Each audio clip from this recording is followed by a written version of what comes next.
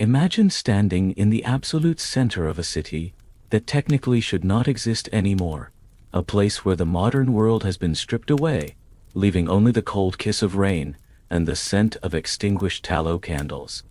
You are standing on uneven cobblestones, and the air around you is thick with the heavy, damp silence of the 14th century. In this moment, you are wearing a cloak that could cost you your very freedom, and the shoes on your feet are legally too long for a person of your humble standing. Over the next 2 hours, we are stepping together through a forgotten doorway and into the year 1350. This is a world governed by a labyrinth of rules so bizarre they might feel like the fragments of a fever dream. Yet these laws were the only threads keeping the fabric of society from unraveling under the weight of the plague. This journey is not a lecture filled with dusty dates or the names of long-dead kings. Instead, it is an immersion into the quiet, regulated shadows of a medieval night. As the frantic noise of your day begins to dissolve into the darkness, feel the heavy texture of history settling over you like a thick wool blanket. Listen to the distant, rhythmic resonance of a cathedral bell, a sound that does not just mark the hour, but tells a weary population exactly when they must stop breathing the day's air and surrender to the safety of the dark. You are safe here, tucked away in a pocket of time, where every flickering torch light tells a story, and every strange decree was a lifeline for survival. As you settle deeper into your pillows, let your heart rate slow down to match the steady, guttering pulse of a torch in a drafty hallway. The world you know is fading, replaced by the amber glow of a hearth and the rustle of straw floors. We are here to explore the strange logic of an age where your life was defined by the smallest details. We will walk through the narrow veins of walled cities and listen to the whispers of monks in cold stone cloisters. We will discover why a simple loaf of bread or a whispered word in a tavern could determine your fate. But for now, let the tension leave your shoulders, let your mind drift toward the heavy oak gates of the city as they creak shut for the evening. The modern world is gone, and the ancient rules are about to begin. Your journey into the heart of this regulated mystery starts with a single, forbidden color, a shade of violet so rare and so dangerous that it could only be born from the slow, rhythmic labor of 1,000 sea snails hidden in the depths of the tides. Close your eyes and let your mind's eye settle upon a single, heavy bolt of fabric resting on a dark oak table in a room lit only by the pale silver glow of a distant moon. It is a shade of violet so deep it almost looks like a bruise on the twilight sky, shimmering with an iridescent quality that seems to shift and breathe as you watch it. In the 14th century, this color was not just a choice. It was a revelation. To look upon it was to see the weight of empires and the very blood of the sea. This is the true starting point of our journey into the world of sumptuary laws.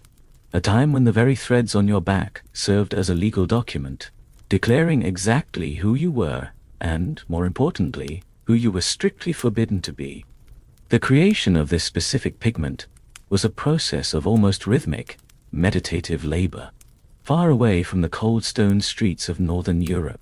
On the sun-drenched shores of the Mediterranean, thousands upon thousands of tiny murex sea snails were being gathered from the wet, salty crevices of the rocks. To produce just 1 small gram of this Tyrian purple dye, it took 12,000 mollusks. Imagine the slow, repetitive movements of the harvesters, their hands stained with a permanent, dark crust of ink as they cracked each tiny shell to find the single drop of precious mucus hidden within. It was a labor of infinite patience, a slow accumulation of microscopic essence that smelled of the deep ocean and ancient tides. The liquid was clear when first extracted, but as it met the warm air and the golden light, it began to transform, turning first to a pale lime, then a deep sea green, and finally, through the silent alchemy of the sun, into that regal, haunting purple that symbolized a peak of human hierarchy. There is a strange, hypnotic quality to the thought of those thousands of snails, each contributing its tiny life to the hem of a single robe. The vats of dye would simmer for days on end, a low, bubbling sound echoing in the coastal workshops, the steam rising in thick, lazy clouds that carried the scent of salt and thyme. It was a sensory experience converted into a status symbol. When you saw a nobleman draped in this color, you were not just seeing wealth. You were seeing the concentrated effort of an entire ecosystem and a small army of laborers, all distilled into a shimmering surface that felt cool and heavy to the touch. The fabric had a weight to it that seemed to pull at the shoulders, a constant physical reminder of the wearer's place in the world. However, beneath the undeniable beauty of the silk lay a sharp, jagged edge of authority. The true nature of the medieval fashion world was this: if you were a merchant who had struck it rich through trade, or a craftsman with gold to spare, and you dared to wrap your shoulders in this violet light, you were committing a profound crime against the divine order of the universe. To the medieval mind, the social hierarchy was as fixed and unmoving as the stars in the night sky. A commoner wearing purple was not just being vain. They were a visual fraud, a liar attempting to blur the lines that the heavens had drawn between the peasant and the prince. The law did not care if you had the coins to pay for it. The law cared that you did not belong within it. To wear the wrong color was to invite a fine that could empty your coffers, or public shaming that would strip you of your dignity in front of the entire parish. You were required to stay in your lane, to be wrapped in muted browns or dull grays, leaving the vibrant spectrum of the world to those few born with the supposed blue blood of leadership. Now, let your thoughts drift back to those Mediterranean shores, away from the tension of the law courts and the stern eyes of the inspectors. Imagine the long wooden racks where the dyed wool and silk were hung to dry in the breeze. The wind is low and warm, carrying the faint salt spray of the crashing waves. You can almost hear the soft, rhythmic flapping of the wet fabric against the timber frames. The sun is a heavy golden weight in the sky, slowly drawing the moisture out of the threads, locking the purple deep into the very heart of the fibers. It is a slow, quiet transformation. There is no rush in this world of hand-dyed silk. The tides come in, and the tides go out. The snails remain in the depths of the blue water, and the cloth grows stiffer, richer, and more permanent in the afternoon heat. It is a cycle of waiting, a type of patience that the modern world has long forgotten, where beauty was measured in years and thousands of tiny lives. Feel the texture of that dried silk in your mind, the way it catches the dim light of your room, the way it drapes with a certain stubbornness and grace. It is beautiful, yes, but it is also a cage made of color. It is a reminder that in this era, every single inch of your appearance was a boundary that could not be crossed. As you feel the coolness of this thought, let your focus begin to shift downward, away from the shimmering violet of the cloak and toward the ground beneath your feet. For the medieval obsession with regulation did not stop at the color of your clothes or the cost of your tunic. It followed you down to the very mud of the street, manifesting in a shape so impractical and so strange that it challenged the very way a human being was meant to walk. As we leave the scent of sea snails and sun-dried silk behind, we find ourselves looking at the impossible elongated shadows of the shoes that defined a generation of vanity and law. Imagine the sound of footsteps on a narrow, winding street, just after a light evening rain has passed, leaving the world glistening under the faint, amber glow of a few scattered lanterns. It is not the muffled thud of modern rubber soles, but the distinct, rhythmic clicking of wooden pattens striking the uneven, wet cobblestones. Each step resonates through the quiet alleyways, a slow and steady beat that seems to count the seconds of a world moving at the speed of a walking man. As you look down in this shifting half-light, you see shadows stretching out long and thin before the pedestrians. But these are not just the natural shadows of their bodies. They are the distorted, elongated shadows of their feet, reaching out toward the darkness ahead like the fingers of a strange dream. This was the era of the Krakow, a shoe so impractical, so provocative, and so utterly bizarre that it became a silent battlefield for the very soul of the medieval social classes. The obsession began with a simple desire for elegance that quickly spiraled into a bureaucratic fever dream of vanity. These shoes, named after the city of Krakow, featured toes that extended far beyond the natural end of the foot, tapering into sharp needle-like points. At first, they were merely a graceful nod to the soaring Gothic arches of the great cathedrals, a way to bring a sense of verticality to the human form. But as the decades passed, the points grew longer and longer, stretching 5, 10, and eventually 20 inches beyond the toes. To walk in them was an act of extreme deliberation, a slow-motion dance through the mud and filth of the city. The leather was often soft and supple, dyed in the deep, calming earth tones of forest green, oxblood, or midnight blue. But the points themselves were so long they became floppy and dangerous to the wearer. To solve this, the wealthy began to stuff the tips with dried moss, hay, or even whalebone to keep them erect and proud. In the most extreme circles of the royal courts, men would fasten the tips of their shoes to their knees with delicate chains of silver or gold. Imagine the sight of a nobleman navigating a crowded market, his every step a calculated maneuver, his knees literally tethered to his toes. A prisoner of his own status, moving with the slow, precarious grace of a tightrope walker. This was not merely a strange fashion trend meant to catch the eye. It was a physical manifestation of a society obsessed with the concept of stasis. The reveal of these elongated toes lay in the cold, hard measurements of the law, for the medieval mind believed that your outer appearance was a direct reflection of your inner worth. The sumptuary laws were not vague suggestions, they were mathematical and unyielding. If you were a commoner, a laborer who tilled the earth or hauled stone, your shoe's point could not legally exceed 6 inches. If you were a merchant, someone who had climbed the social ladder through grit and coin, you were granted 12 inches of leather. But if you were a nobleman, a lord of the realm, the length of your toe was limited only by your ability to stay upright. The length of your shoe was a public declaration of your tax bracket and your bloodline. To wear a shoe even an inch too long was to commit an act of visual treason, a silent, pointed rebellion against the king's divine right to categorize his subjects. It was a world where a ruler could be brought to your feet, and your feet would tell the judge exactly who you were. In the quiet, shadowed corners of the city, away from the watchful eyes of the king's inspectors, sat the cordwainers, the master shoemakers.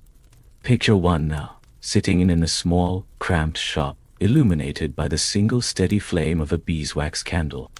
The air in this small space is thick and rich with the earthy, comforting scent of tanned hide, pine resin, and old wood. There is a profound silence here, a silence so deep it feels like a physical weight, broken only by the rhythmic, hypnotic sound of a needle passing slowly through soft calfskin. Push, pull, push, pull. The needle moves with a steady, unhurried grace, drawing the wax thread tight, stitch by agonizing stitch. The shoemaker's hands are calloused and stained, but they move with the gentleness of a healer, molding the stubborn leather around a wooden last, shaping the impossible, elegant curve of a Krakow tip. There is no machinery here, no rush to finish a quota. Each shoe is a meditation on patience, a testament to the hundreds of hours of human life poured into a single pair of garments. You can almost feel the tension of the leather as it is pulled taut, the way it slowly yields to the craftsman's touch, becoming a second skin for a foot that will never touch the bare, cold earth. The thread hums as it slides through the holes, a tiny, vibrating note of craftsmanship in the heart of the night. As the candle in the shoemaker's window flickers and dims toward its end, let your mind drift back out into the cool, damp night air. The clicking of the wooden patterns on the cobblestones is fading now, growing softer and more distant as the city settles into its evening slumber. You are moving away from the sharp, rigid lines of the law and the competitive vanity of the street. Your feet, perhaps feeling heavy and tired from the imaginary weight of the long-toed Krakows, lead you toward a heavy oak doorway where a different kind of sensory experience awaits. As you step over the threshold and push through the thick woolen curtain, the crisp, biting air of the night is suddenly replaced by something thick, warm, and wonderfully heavy. A pale silver mist clings to the high rafters of the room, smelling of dried lavender, cedarwood, and the lingering sweetness of wood smoke. We are leaving the muddy, regulated streets and the sharp points of the law behind, stepping instead into the humid, enveloping embrace of the medieval bathhouse. Here, in this world of steam and soft echoes, the rigid rules of the world outside begin to soften, melting away in the rising heat as we prepare to discover why the simple act of washing was once considered a dangerous, soul-altering necessity. As you step through the heavy sodden woolen curtain, the biting chill of the midnight air is instantly severed, replaced by a thick silver haze that seems to press gently and warmly against every inch of your tired skin. The atmosphere in this sanctuary is heavy, a humid, enveloping embrace that smells deeply of aged cedarwood, damp river stone, and the faint, lingering herbal sweetness of dried lavender tossed into vats of boiling water. This is the medieval bathhouse, often known as the stews, a place where the rigid, sharp lines of the outside world were supposed to dissolve entirely within the rising steam. In the flickering, low amber light of the wall-mounted torches, the ancient stone walls appear to weep, glistening with a constant condensation that mirrors the slow, rhythmic pulse of the city's hidden heart. For a long moment, the crushing weight of the sumptuary laws and the sharp, precarious points of the Krakow shoes feel miles away, drowned in the soft, muffled echoes of splashing water and the low, tired murmurs of souls seeking rest. Contrary to the popular, modern myths of a perpetually filthy and unwashed dark age, the people of the 14th century possessed a profound, almost spiritual longing for the grace of cleanliness. They did not relish the grime of the crowded streets. Instead, they sought the sanctuary of the water with a devotion that bordered on the sacred. In every major town, these public bathhouses stood as vital social hubs, essential lungs for the city where a weary laborer could soak his aching, salt-stained limbs after a grueling day of hauling timber, or where a traveling merchant could discuss the shifting price of wool in the comforting heat of a communal vat. These spaces were filled with the gentle sound of low laughter and the rhythmic clinking of wooden bowls against stone, creating a rare and precious pocket of warmth in a world that could be brutally, unforgivingly cold. Yet, as the years drifted by, these centers of hygiene became centers of intense, simmering social and moral tension. The church began to look upon the mingling of warm bodies in the shifting steam with a growing sense of suspicion, fearing that the relaxation of the mortal flesh would inevitably lead to the slow corruption of the eternal soul. The bathhouses began to sit on the knife's edge between a public necessity and a forbidden indulgence, a place where the thick steam hid secrets that the harsh daylight of the cathedral could not tolerate. As you drift deeper into the humid warmth of this sanctuary, letting your mind go as soft as the water, the true nature of the medieval fear regarding hygiene begins to surface, a reveal that governed the very survival of the entire population. The danger in their eyes was not the visible dirt of the fields, but the terrifying way the heat interacted with the delicate pores of the human body. Medieval doctors, peering through the dim lens of ancient theories, believed fervently in the miasma, an invisible, foul-smelling air that carried the silent seeds of the plague and sudden, unexplained death. They watched with dread as the hot water caused the skin to redden and the pores to expand, and in this simple biological reaction, they saw a terrifying, wide-open vulnerability. To the medieval mind, an open pore was a wide-open door, a direct invitation for the lethal drifting miasma to seep into the blood and rot the body from the inside out. They believed that by seeking the comfort of cleanliness, you were inadvertently stripping away your natural armor, making yourself a target for the invisible poisons of the wind. The very act of soaking in a hot tub, which feels so safe and restorative to us in the modern world, thus seen by the medieval citizen as a dangerous gamble with the reaper himself. They often chose to wash only with dry cloths or cold, stinging water, not because they hated the feeling of being clean, but because they desperately wanted to stay closed, sealed tight, and protected against a world of ghostly, airborne toxins. Let your tired mind focus now on the cooling, darkened corners of the bathhouse, far away from the central vats where the heat is strongest. The fire beneath the great copper boilers is beginning to die down into white ash, the orange glow fading into a dull, sleepy crimson that barely touches the shadows. In the sudden, profound quiet of the hall, you can hear it, the sound of water dripping. From the high darkened rafters made of ancient oak, a single bead of silver condensation gathers, grows heavy with its own weight, and eventually falls through the still air. It strikes the surface of a nearby wooden tub with a soft, hollow plink that resonates through the humid silence. One drop falls, a long, silent, peaceful pause follows, then another drop joins it. The sound is utterly hypnotic, a slow, natural metronome marking the final minutes of the day. The steam is thinning now, turning into a ghostly gray mist that swirls lazily around the base of the heavy stone pillars. You feel the moisture on your own skin beginning to cool, a gentle, tingly evaporation that draws the very last remnants of tension from your muscles and your mind. The splashing has long since stopped. The murmurs have faded into the deep shadows of the corners. There is only the rhythm of the water returning to the earth, one patient, rhythmic drop at a time, echoing in the silence of the cooling stone. As the last of the artificial warmth begins to retreat from the air, a sense of profound, heavy stillness settles over the entire room. The humid sanctuary is closing its heavy doors for the night, and the soft comfort of the steam is being slowly replaced by the bracing, honest clarity of the evening chill. You find yourself moving instinctively toward a small back exit, a narrow arched doorway that leads away from the sensory richness of the public stews. As you step through the threshold, the air becomes thin, sharp, and intensely quiet once again.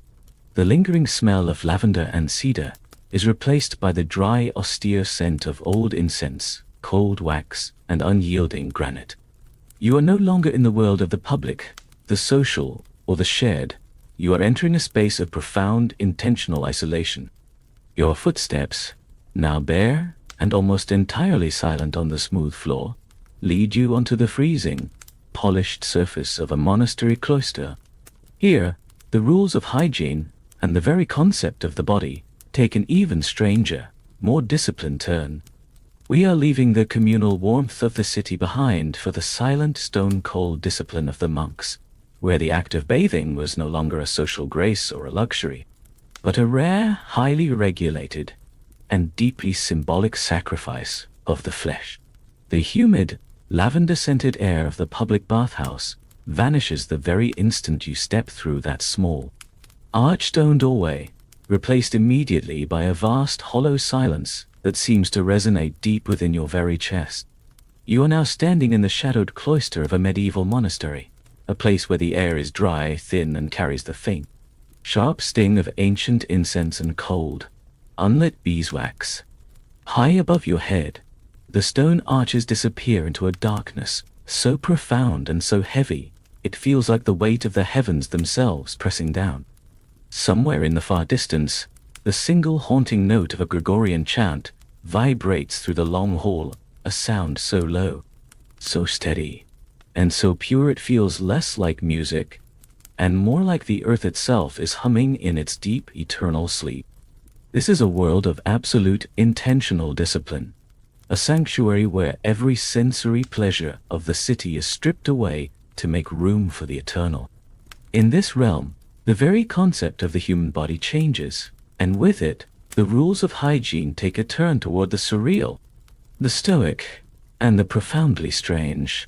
In this silent sanctuary of cold stone, the monks lived by a rigid code of conduct that governed every waking second, and within that code lay the mysterious and unyielding rule of 4-door tie.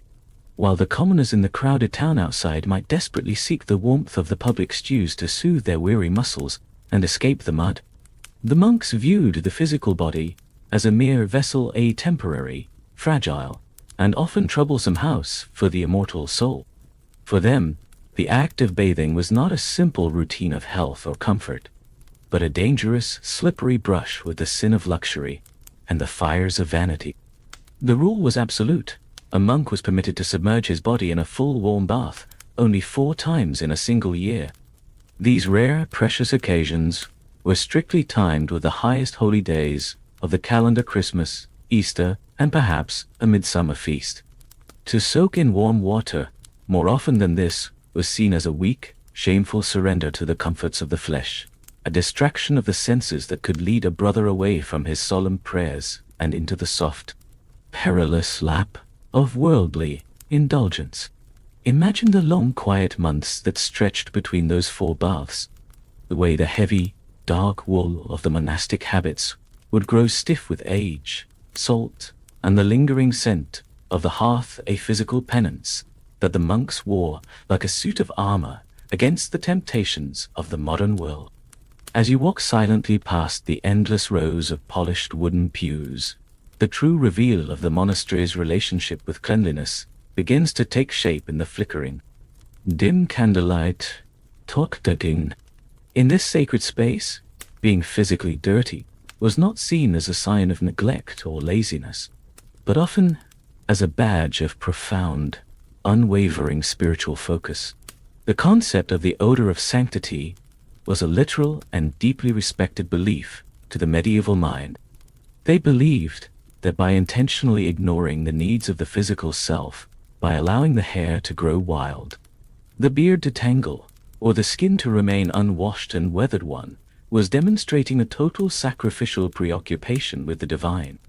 A brother who neglected his own physical comfort was seen as someone who had already partially ascended from this world, someone who no longer cared for the trivialities and vanities of the mortal coil. Cleanliness, which we so closely associate with health, order, and morality today, was viewed here with deep, lingering suspicion. It was the unmistakable mark of a man who loved his own body and his own reflection just a little too much. To be grimy, to be unkempt, and to be worn down by the elements was to be closer to the desert fathers of old, closer to the raw, unpolished truth of existence. The dark grit beneath a monk's fingernails was not dirt in their eyes. It was the sacred dust of his long, lonely journey toward the light. Let your tired focus now shift to a small, secluded corner of the cloister, where a massive stone basin, known as the lavatorium, sits quietly under a low, vaulted ceiling. The silver moonlight catches the surface of the still water, turning it into a sheet of cold, black glass that reflects nothing but the shadows. A lone monk approaches the basin in total, heavy silence, his sandals making no sound on the stone. There is no boisterous splashing here, no idle talk or laughter to break the peace. He slowly dips his hands into the water, and the sound of the resulting ripples is so soft, so delicate, it barely disturbs the profound stillness of the night. He washes his hands with a small piece of rough, unscented soap, his movements slow, deliberate, and almost rhythmic. You can see the faint steam of his breath in the biting cold air as he methodically cleans each finger. A ritual of purification that has absolutely nothing to do with physical comfort and everything to do with spiritual readiness. The water in the stone basin is freezing, a sharp, sudden shock to the nervous system that keeps the mind alert and the spirit sharp against the pull of sleep. He dries his hands on a coarse linen towel, the fabric rasping softly and dryly against his skin, and then he vanishes back into the deep shadows of the dormitory, without a word. The basin returns to its perfect stillness, the water settling back into its dark, undisturbed mirror, reflecting the unmoving stars through the high, narrow windows of the hall. The profound radiating cold of the stone begins to seep through the soles of your feet, and the austere silence of the monastery starts to feel heavy and thick, like a long-held breath that you are finally ready to release. The spiritual focus and the iron discipline of the monks is an exhausting, beautiful form of life. But the human body, despite its perceived unimportance in these halls, eventually begins to crave something more tangible, something warm to sustain the blood and the bone. As you leave the cold lavatorium and the lingering scent of incense behind, walking back out through the monastery gates, you find yourself drawn toward the flickering lights of the town once more, following a new, intoxicating aroma that cuts through the midnight chill like a beacon. It is the deep, comforting smell of toasted yeast, of charred oak wood, and of golden, bubbling crusts rising in the heat. We are moving away from the hunger for the eternal spirit and toward the desperate, daily, and very literal hunger for bread. The rigid rules of the soul are now giving way to the iron rules of the stomach, where the weight of a single loaf of bread was not just a matter of dinner, but a matter of law, where a tiny error in measurement could mean the difference between a peaceful night at home and a cold, lonely cell in the town dungeon. Nudge, out and say, stepping out from the monastery's heavy oak gates, the biting, sterile chill of the stone cloister begins to soften, replaced by a scent so deeply rooted in the human soul that it feels like a universal homecoming. It is the aroma of toasted yeast, of ancient grains meeting the fire, and the sweet, charred fragrance of oak wood slowly turning to white ash. You are walking toward the communal heart of the town, where the pre-dawn darkness is broken by the low, pulsing orange glow of the great stone ovens. Long before the sun touches the horizon, the air here is already thick and warm, shimmering with a dry heat that carries the invisible dust of 1,000 sacks of ground flour. This is the world of the baker, a place of constant, radiating warmth where the survival of the entire parish was weighed out in ounces and pence. In the medieval mind, bread was not just food, it was life itself, a holy substance that was guarded by laws so fierce and so specific, they formed the very first foundation of consumer protection in the history of the world. As you stand in the flickering light of the hearth, you are witnessing the jurisdiction of the Assize of Bread and Ale. Enacted in the 13th century, this was a monumental pillar of medieval life, a legal code that dictated the exact weight, price, and quality of every single loaf sold within the city walls. In a world without modern laboratories or digital scales, the integrity of the baker was the paramount only thing standing between the people and starvation. The government understood this with a cold, unwavering clarity.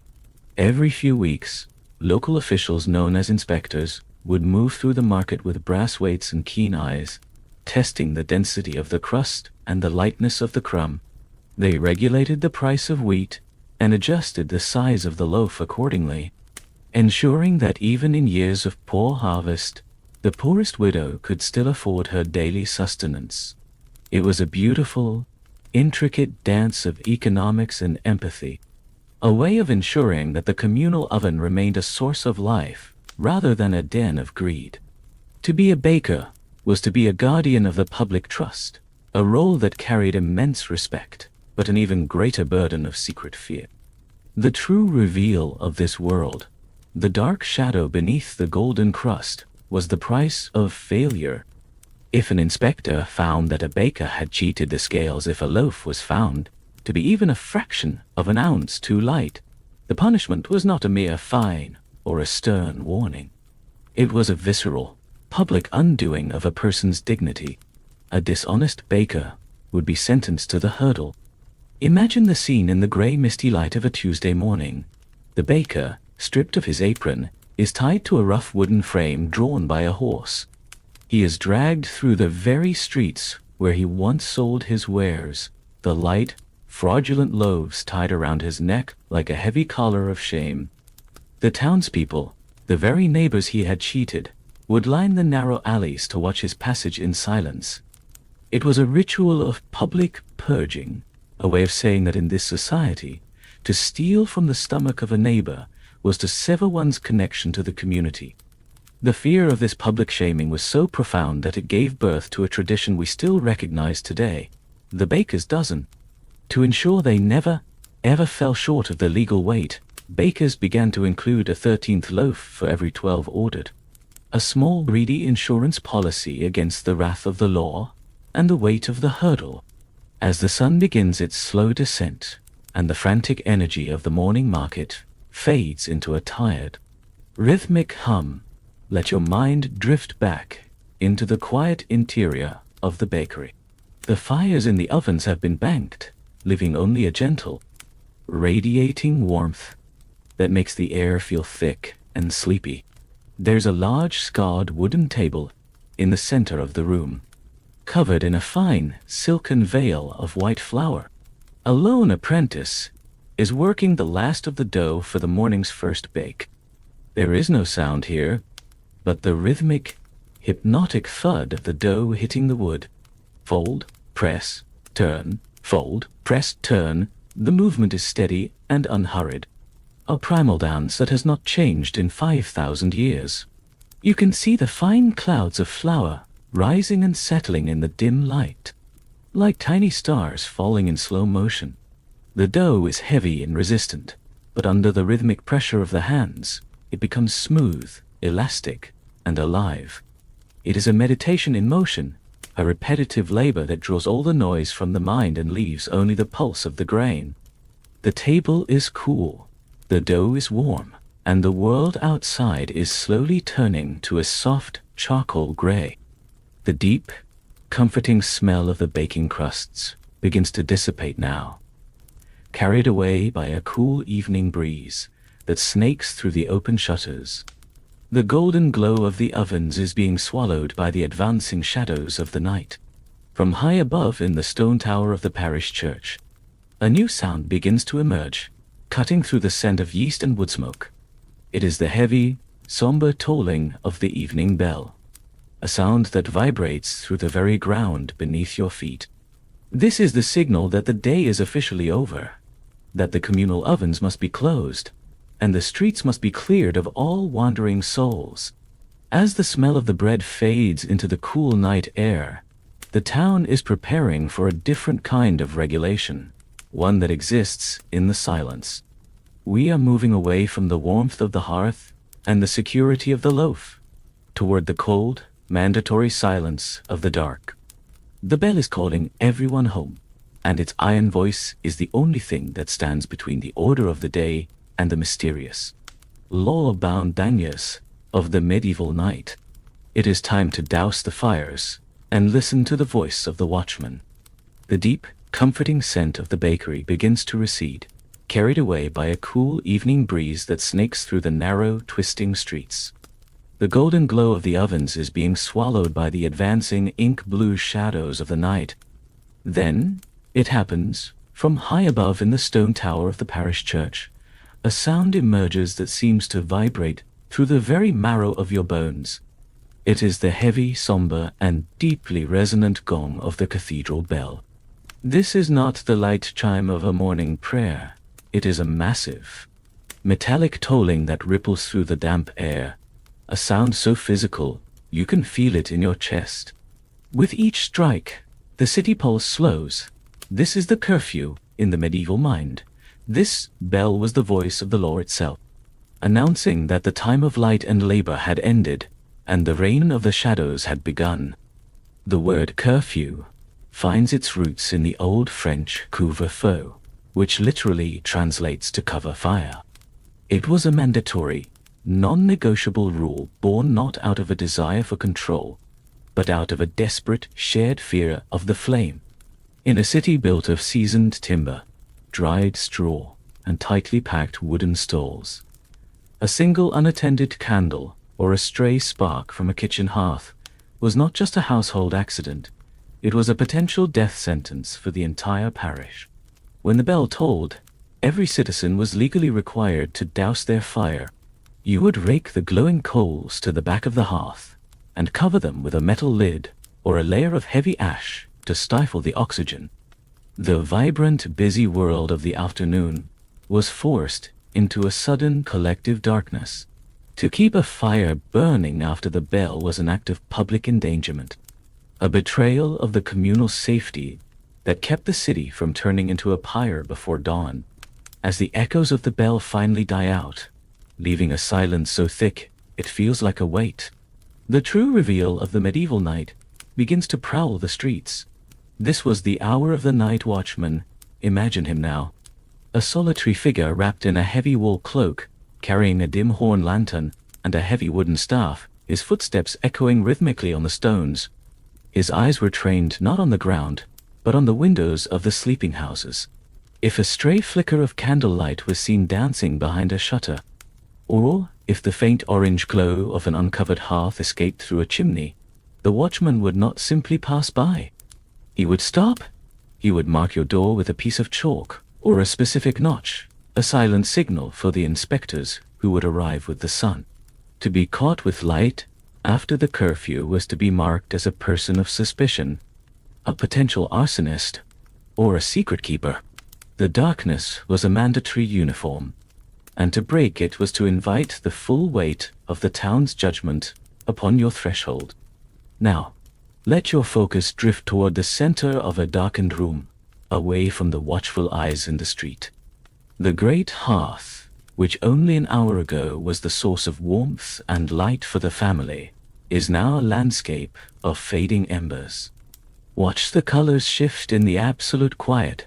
The fierce, pulsing orange is retreating, cooling into a deep, sleepy crimson.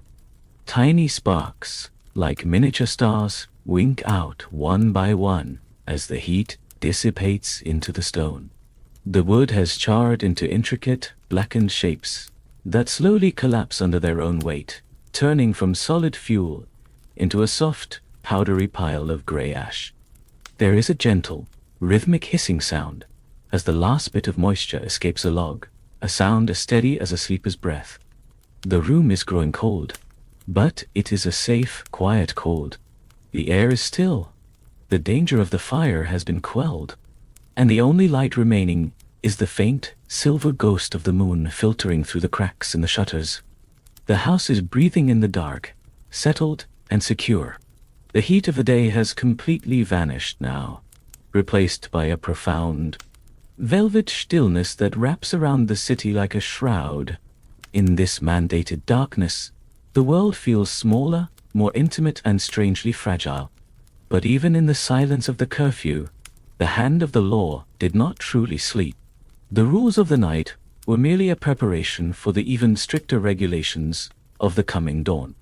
For while the fire was covered and the candles were dark, the calendar was turning toward a day of even deeper restriction.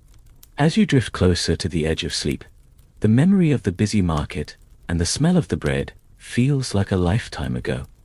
You are moving toward the morning of the Sabbath, a day where the sun would rise not on labor, but on a silence so enforced that even the simplest, most human activities, the buying of a piece of meat or the opening of a shop, would become a crime against the crown and the heavens. The town is quiet, the watchman is turning the corner, and the weight of the Sunday laws is waiting just beyond the horizon of the sun. You are sinking deeper into the stillness, safe from the light and the flame, as the city waits for a morning that demands absolute devotion and total rest. As the sun begins to pull its first pale, silver threads over the horizon, a different kind of silence settles upon the city. This is not the heavy, mandatory darkness of the curfew bell, but an eerie, unnatural quiet that feels almost physical in its intensity. Normally, the dawn is met with the sharp sound of steel being honed, the lowing of livestock in the square, and the heavy, rhythmic thud of wooden crates being dragged across the fair. Damp, but today, the city feels as though it is holding its breath. The air is perfectly still, hanging heavy and cool between the timber-framed houses. No hammer strike the anvil, no carts creak through the morning mud, and the smoke from the chimneys rises in thin, straight lines toward a pale blue sky. This is the medieval Sunday morning, a day where the law did not just ask for your devotion, but demanded your total, motionless rest. In this world, the Sabbath was a fortress of time, protected by both the crown and the heavens, where the simple act of trying to earn a living was seen as a violent strike against the divine order of the universe. Within this sacred and forced stillness, the strictest and most watchful regulations fell upon the butchers and the traders of flesh. The church and the state were unified in a single, unyielding decree that no blood was to be shed, and no meat was to be sold on the Lord's day. To provide a roast for a Sunday table was not seen as an act of service, but as an invitation to a spiritual and legal catastrophe. The butcher shops, which only yesterday were vibrant, chaotic, and pungent with the scent of iron and raw bone, were now required to be shuttered tight, their heavy oak doors bolted and barred against the morning light. The authorities believed with absolute conviction that if the commerce of the flesh did not cease, the human soul would never find its way to prayer. They feared that the noise of trade would drown out the whispers of the spirit. Yet, hunger and the desperate lure of coin are powerful, ancient forces that do not always respect the tolling of the heavy church bell.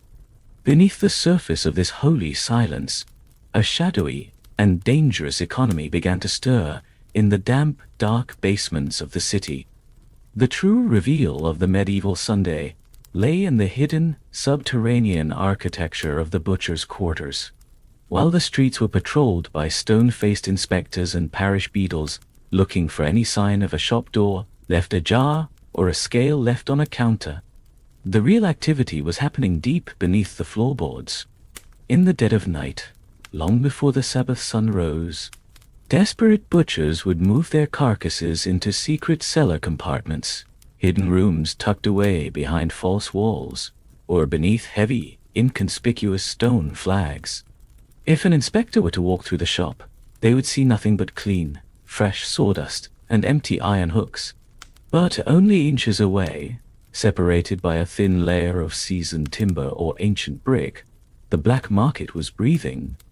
These men were risking everything they owned, their licenses, their freedom, and their very reputations to hide a side of beef or a simple rack of lamb.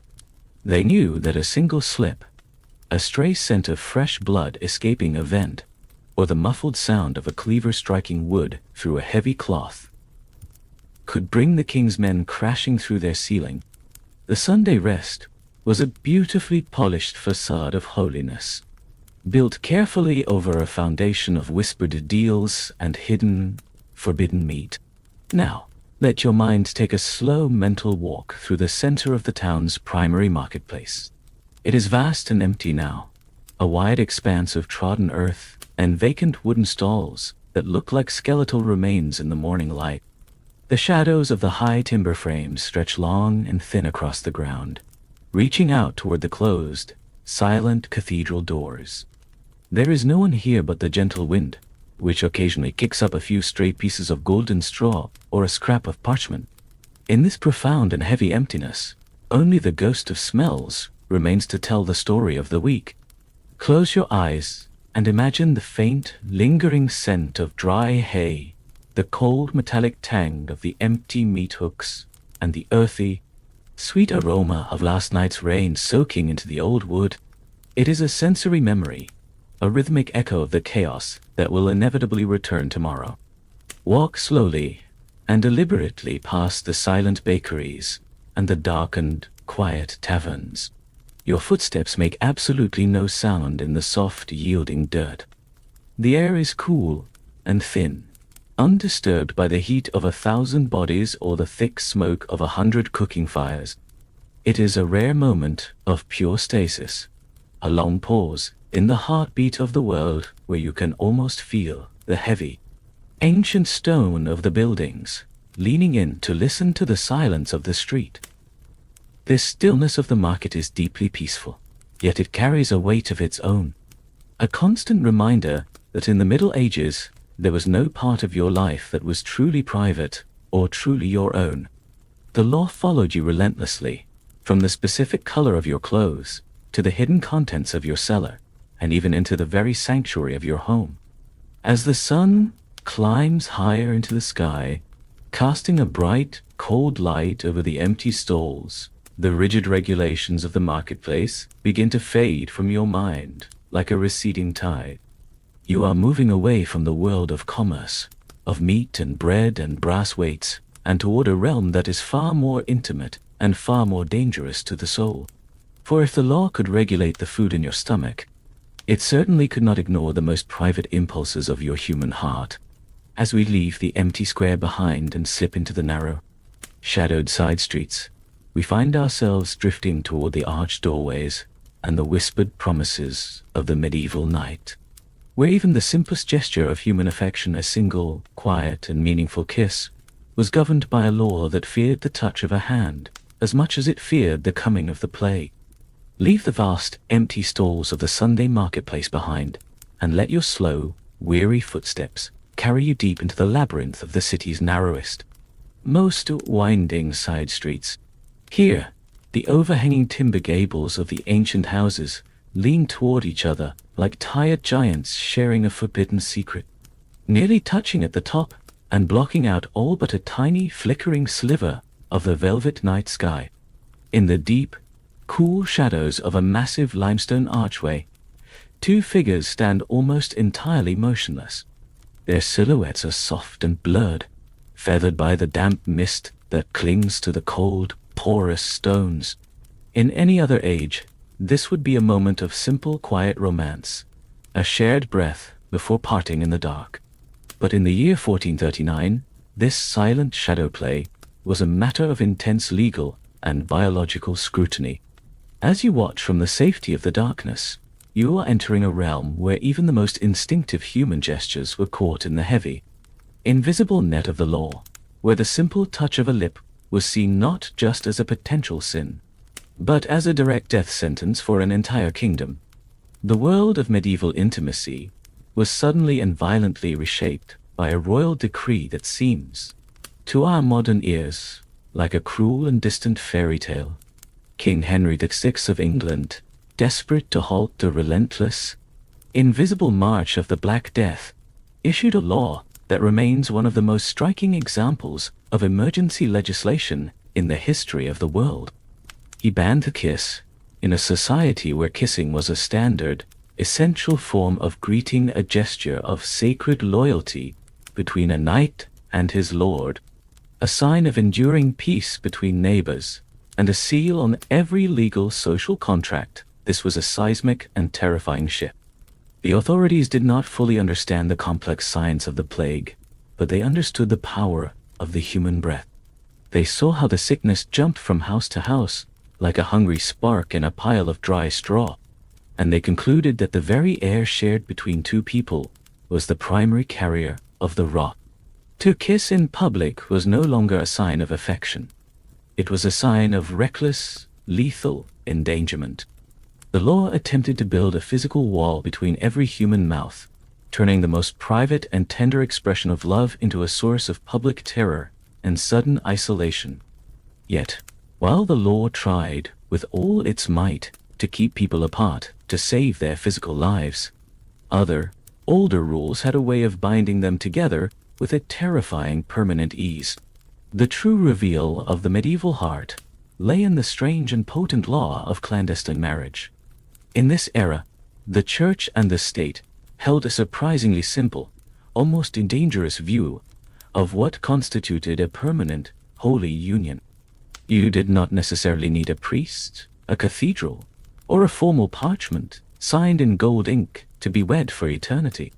In the flickering, rowdy light of a crowded tavern, or under the very stone archway where you now stand, a man and a woman could find themselves legally and indissolubly bound just by speaking a few specific rhythmic words in the present tense.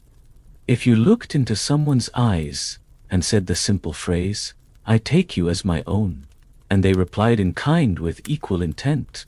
The knot was tied forever, in the eyes of both God and the king. There was no going back from such a moment. These accidental marriages were a constant source of legal and social chaos. As young, tired souls, swept up in the heat of a single moment or the hazy comfort of strong ale, found themselves bound for life by a sentence they had barely considered before speaking. The human heart was a trap, and the tongue was the sudden trigger. Let your tired mind drift now into the profound, heavy stillness that follows such a whispered, life-altering vow. Imagine the two lovers in the archway, their faces only inches apart, obeying the king's law, by not touching, yet defying the entire world with the gentle warmth of their shared breath. There is a soft, barely audible whisper passing between them, a secret shared in the deep dark, that no inspector or night watchman can ever truly catch or comprehend. It is the rhythmic sound of a name, a promise, a fragment of a beautiful dream. The sound is like the rustle of fine silk against cold stone, a low-frequency vibration that settles into the cooling, damp air of the night. There is no rush to speak more, no need for loud or grand declarations. The heavy silence of the street swallows their words as soon as they are formed, leaving only the warmth of the intent behind, to linger in the mist. The fog swirls lazily around their feet, dampening the sound of their steady breathing, making the world feel as though it consists only of this single, shadowed corner of time. It is a slow, rhythmic exchange of deep trust, a quiet, hidden pulse in the heart of a rigid and regulated world. As the figures finally pull away and vanish back into the gray fog of the alleyway, the weight of their spoken words lingers in the air like the faint scent of wood smoke after a fire has been doused. In the Middle Ages, words were not the cheap, disposable things they often feel like today. They were heavy, they were binding, and they carried the full, terrifying force of the law and the threat of eternity. A few small syllables could change your status, your property, and your very soul in the span of a single heartbeat. But as we move deeper into the night, away from the whispered English of the lovers, we encounter a different kind of speech, a language that felt more like an ancient spell than a common conversation. It was the language of the high stone altars and the cold, unyielding courtrooms, a tongue that separated the powerful from the powerless with the precision of a blade. As the echoes of the secret whispers fade into the night, we find ourselves drawn toward the flickering, lonely light of a scholar's candle, where the ancient, rhythmic sounds of Latin provided a final, mysterious barrier between a man's simple life and the cold, heavy shadow of the hangman's noose. In the deepest, most silent corner of the night, where the cool air is perfectly still and the city's frantic breath has finally slowed to a long, rhythmic hum, we find ourselves in a small, vaulted chamber of ancient stone.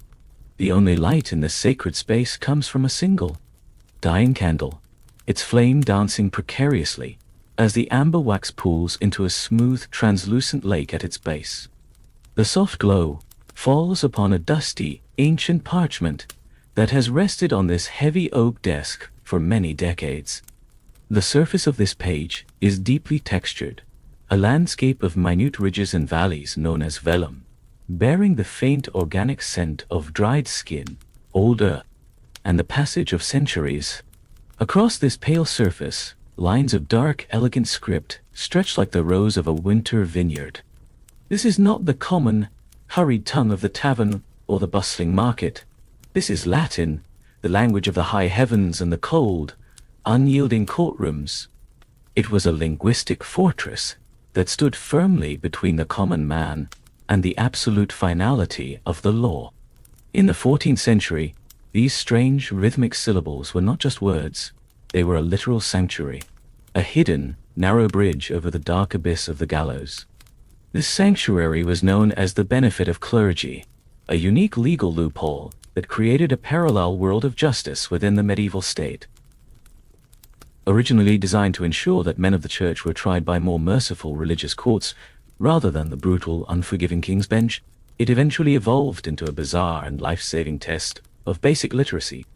Because the church believed that any man who could read was a potential servant of God, the law decreed that if a condemned prisoner could prove his ability to read a single passage of Latin, he was technically and legally a member of the clergy.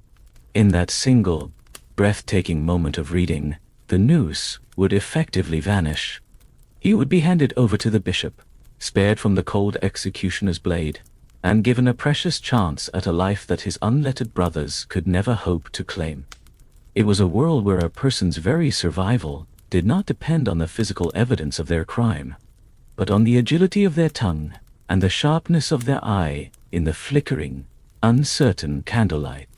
The true reveal of this shimmering linguistic shield lay in a specific haunting passage of the Bible known throughout the land as the neck verse.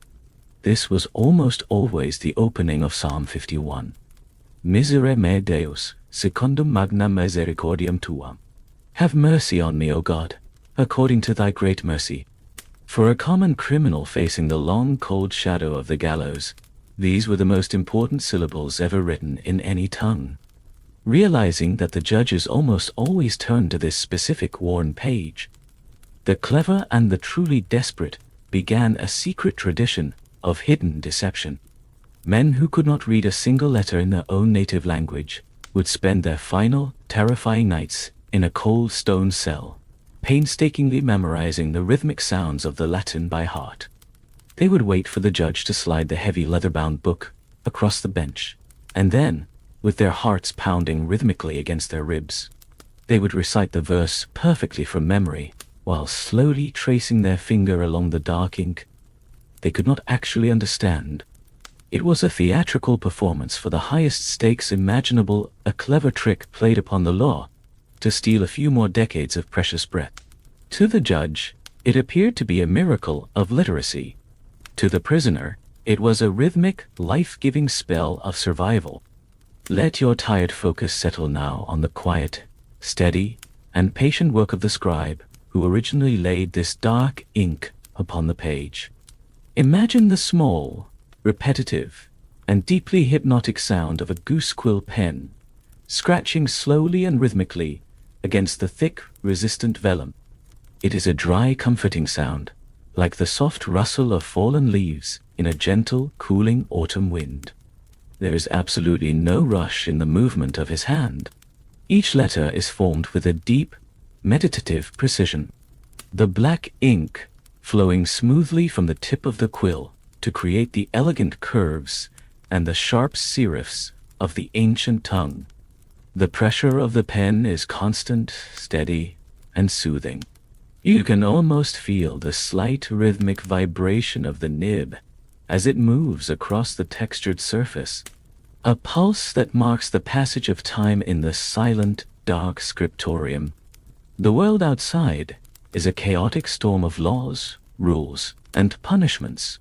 But here, in this small circle of light, there is only the steady, hypnotic dance of the pen and the drying ink. The scribe dips the quill into the deep well, and the tiny metallic clink of the glass is the only sound to break the absolute silence of the room. The letters are dark, wet, and perfect, drying slowly into the strong fibers of the parchment as the candle flickers one last time before going out. The ink is completely dry now, and the heavy, iron-bound book is finally being closed with a soft, muffled thud that echoes gently through the cold stone chamber. The dust settles back onto the dark leather cover, and the flickering candle finally surrenders to the dark, leaving only a thin silver ribbon of sweet smoke to curl lazily toward the high rafters. Outside the window, the world is preparing for the slow transition of the dawn. The heavy, rhythmic footsteps of the last watchman are fading into the far distance as he finishes his final rounds of the night, his lantern now a dim, dying star in the grey morning mist. The medieval night, with all its strange and heavy rules, its forbidden kisses, its hidden meat, and its secret bread, is slowly folding itself away into the quiet pages of history. You are safe now, tucked away in the absolute warm stillness of your own room, where the laws of the past are now nothing more than the soft, fading echoes of a half-remembered dream. The ancient city is quiet, the watchman has gone home to sleep, and the world is waiting for you to simply breathe, to let go of the day, and to drift into the deep, unregulated, and perfect peace of sleep. There are no more rules to follow, only the silence and the rest you have earned. The final echoes of the great cathedral bell have long since dissolved into the grey, clinging mist of the narrow alleyways. The town is a hollow vessel of profound silence now, a sleeping labyrinth of timber and stone resting in the deep, velvet palm of the late night. You are standing at the very edge of the medieval world, watching the solitary figure of the last night watchman as he reaches the end of his long and lonely patrol.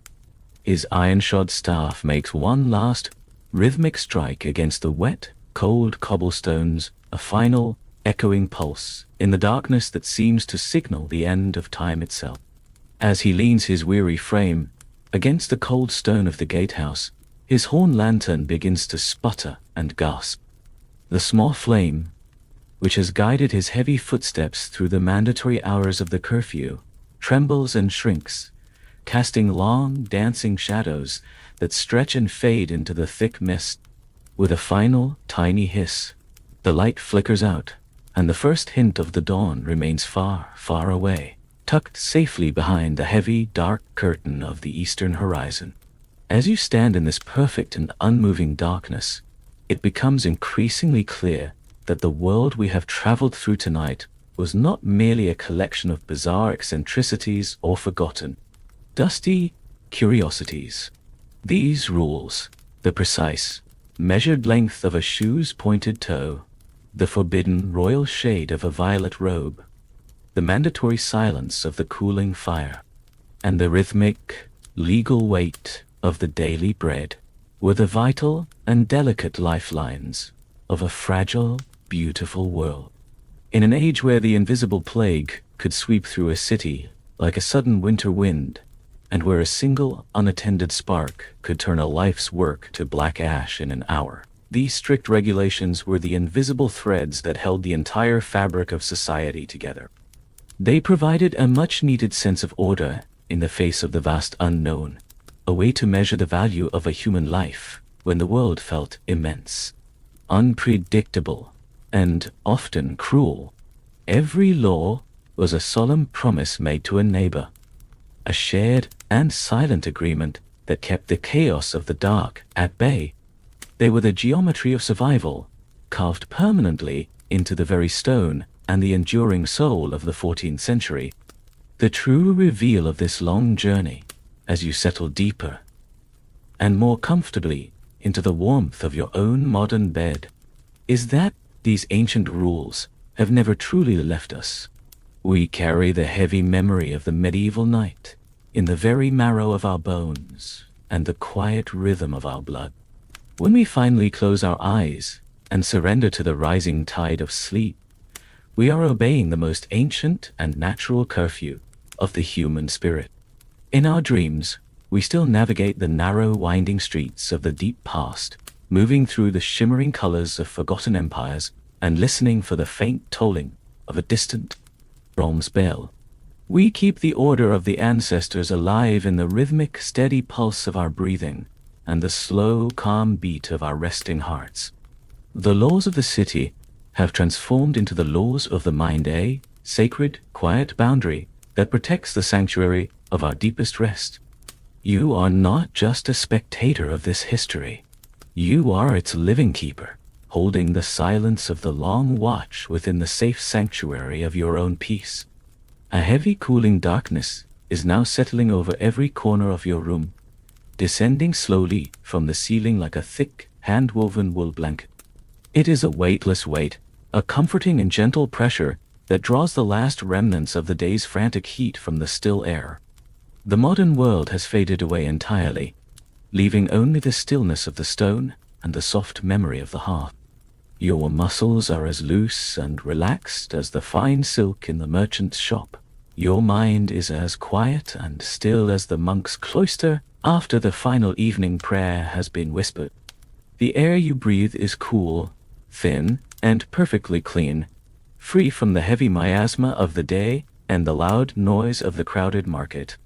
You are tucked away in a private pocket of time, where absolutely nothing is required of you but the simple, beautiful act of existing. The shadows are soft, dark, and familiar, wrapping around your body in a protective, velvet embrace that no watchman's flickering lantern could ever hope to break. Sleep well, weary traveler. The long and faithful watch is finally over. The streets of the city are secure, the bread is weighed and accounted for, and the communal fires are safely covered beneath the gray ash. You have walked through the very heart of a regulated world and found the profound peace that always lies just beneath its rigid surface. The night is long, and the darkness is kind. You may drift now, further and further, into the deep, gray mist where the echoes of the past and the reality of the present become one and the same. The city is at rest, and so are you. Your journey through the ancient laws is complete, and the vast silence of the century is yours to keep in the dark. We shall return to these winding, shadowed streets when the candle is lit again. But for now, the light is gone, and the dream has truly begun. Sleep now, for the morning is a lifetime away, and the night belongs entirely to you. Your eyes are heavy, the world is still, and the watch is done.